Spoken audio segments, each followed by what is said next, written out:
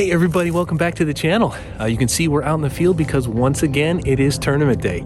I just pulled in here at Iron Hill, just outside of Newark, Delaware. And if you're in the mid-Atlantic region, I got to put in a quick plug for this place. Come on out and check it out.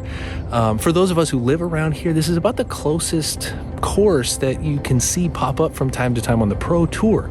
So for me, it's always a fun time to come out here.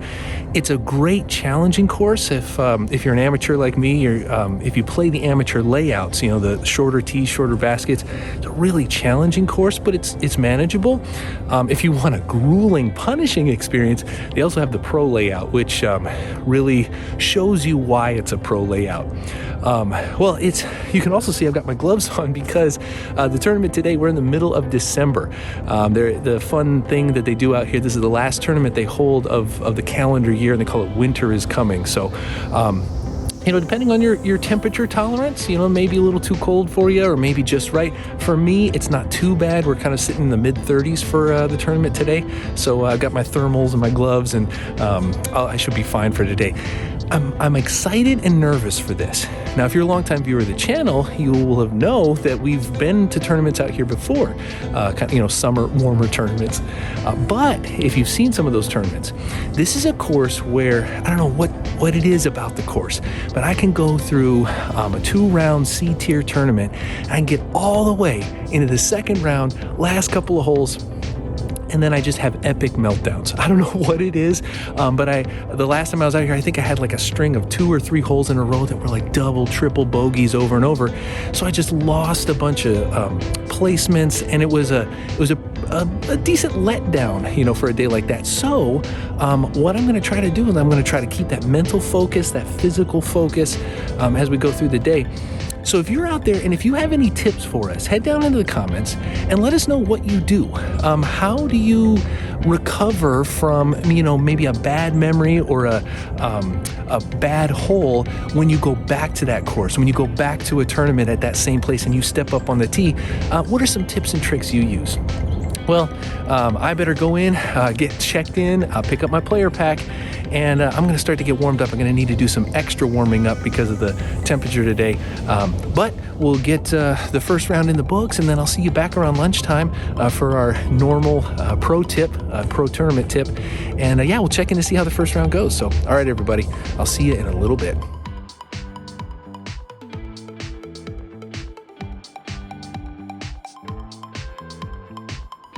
All right, everybody, it has been a crazy, hectic day. We totally missed the lunch check-in. The first round went really long, and once we kind of got our scores in, we all checked the PDGA Live app. Our next starting round, we were all running to our cars. We had like 15 minutes to grab a sandwich and get out there. So, to get you caught up, first round went decent. Like I said, it's a challenging course, so a few tree hits, a few bogeys here and there, but ended up tied for second place, so made it up onto the lead card. Now, the second round is where really things started going downhill for me personally. We talked about the weather, and it started to catch up to me. I started getting stiff, and I would stretch and try to do everything I could, but still, it wasn't enough.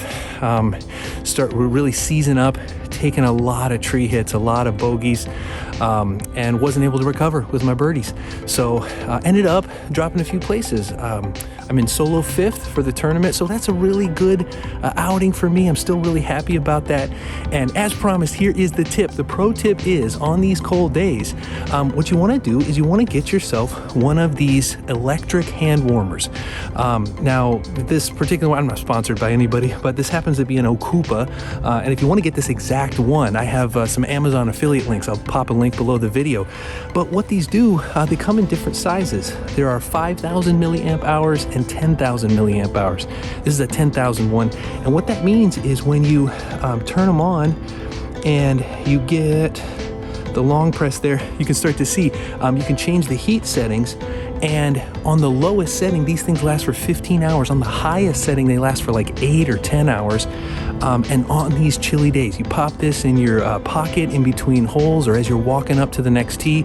These can really save your hands when you're doing that. So check one out. If you haven't gotten one for these cold rounds, definitely check it out. Also, they do double as chargers. So if your phone runs down and you're out and you need to recharge it, if you have a charge one of these, it's like a big battery. You just plug in your phone and you can recharge it.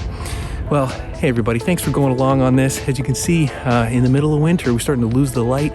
So I am going to sign off. I'm going to run in there and get the car, get on the way home. And thanks for watching, and we'll see you next time here on The Finer Points.